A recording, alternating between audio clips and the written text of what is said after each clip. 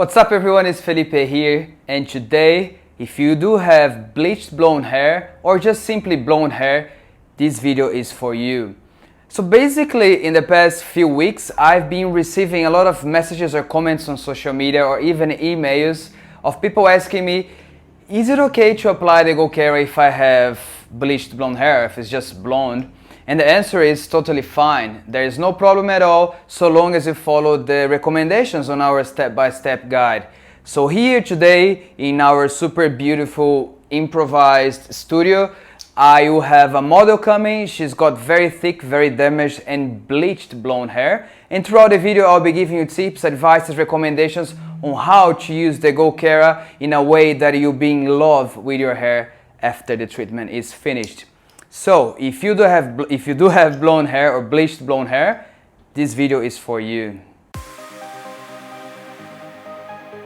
So guys, I've got Georgia here with me today. As I said, she's got very damaged bleached blonde hair. As you can see, she's got a lot of hair actually. It's really thick, it's a lot of volume, it's quite damaged and it's bleached. So it's going to be perfect for you guys to watch and see how it will be looking like in the end when we finish the treatment. So how are you, Georgia? Good, how are you going? Very good, thank you. Just tell us more about your hair. Why did you decide that you wanted to do a keratin treatment, and yeah, just tell us more. Yeah, so I have really thick frizzy hair, so it's really difficult for me to style because it takes a long time to blow dry and to straighten, and it's also pretty damaged from my colour treatment, so I was looking for something to make it a bit more healthier and a lot more easier for me to style and look after.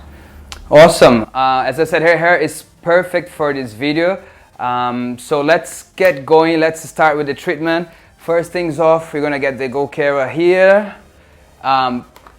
Start with the deep cleansing shampoo. So Georgia's just gonna go and wash her hair now up to 2-3 times until it's really clean. Then we're gonna come back here, dry to 100%, and then we start the procedure. So I'll see you guys soon.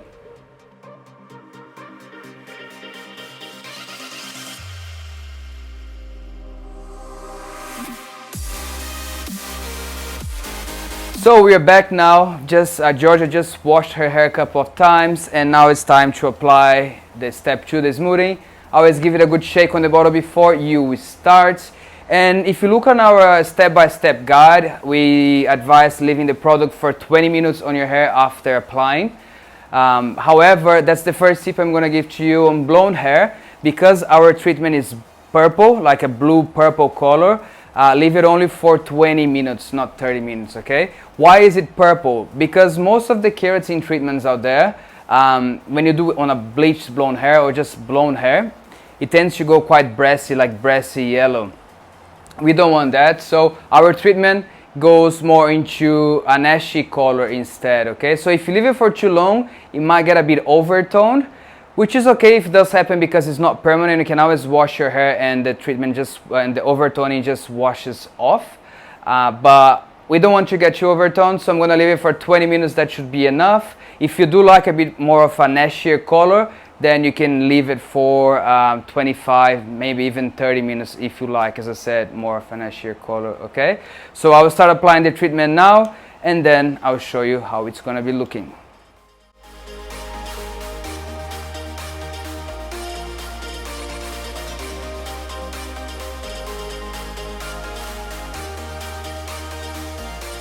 Alright, all done applying the product. I forgot to say before, make sure you wear your gloves as well. So I've applied the product throughout her hair, and I'm gonna leave for 20 minutes. Of course, the back of the hair where I started, it's gonna be a bit over, maybe 35 to 40 minutes, but the front ends here, it's going to be 20-25 minutes, okay? She doesn't mind a bit ashier.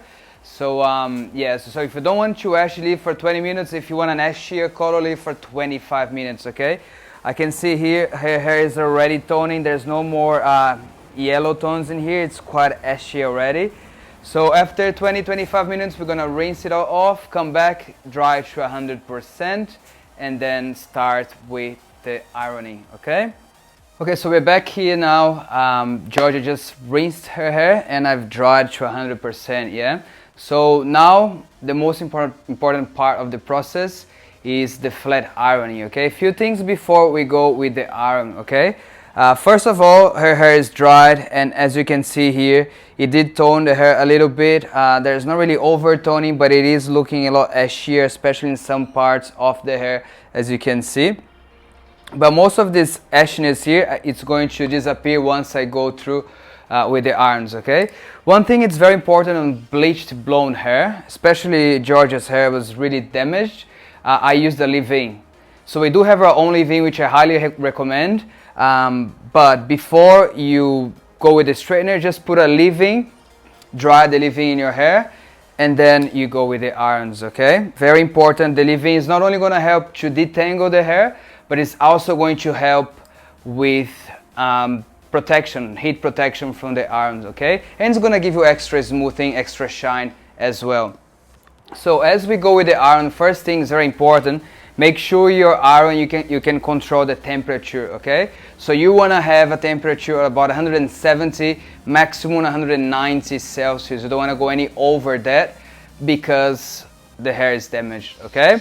And 5 to 7 repetitions per thin section, no more than 5 or 7 because of the condition of the hair. So remember these two things. First of all, leave in the hair before you go with the irons. Second, make sure you have the right temperature so you don't damage the hair when you're going through with your flat iron, okay? I'm gonna part her hair now and start with the ironing, and I will be showing you guys how we'll go.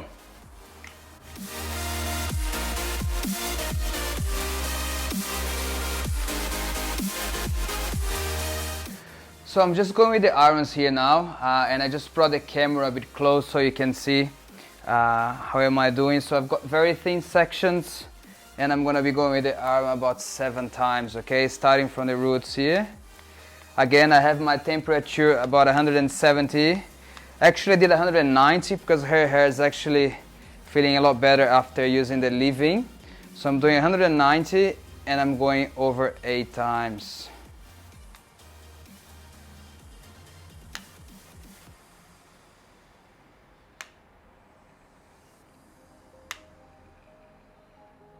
And you notice when you go with the iron that those little those parts that were a bit overtoned, they instantly go ashy. So there's no more overtoning. It's all going to a nice ashy color now, which is blended really well with her other golden tones of her blonde hair. But it's amazing how it feels already. It feels so much softer. It feels so much nicer. Look at that. So much shinier as well, and there's no brassy tones, which is amazing.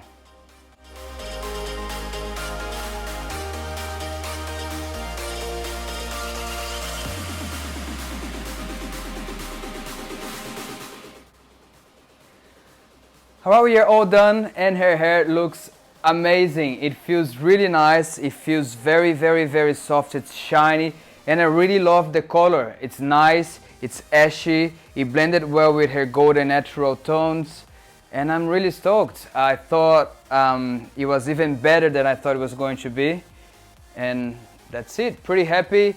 As I said before, if you have bleached blonde hair, there's no problems, there's no issues as long as you follow the recommendations. Her hair is not overtoned, her hair is healthy, and it's looking a lot better than what it used to be before.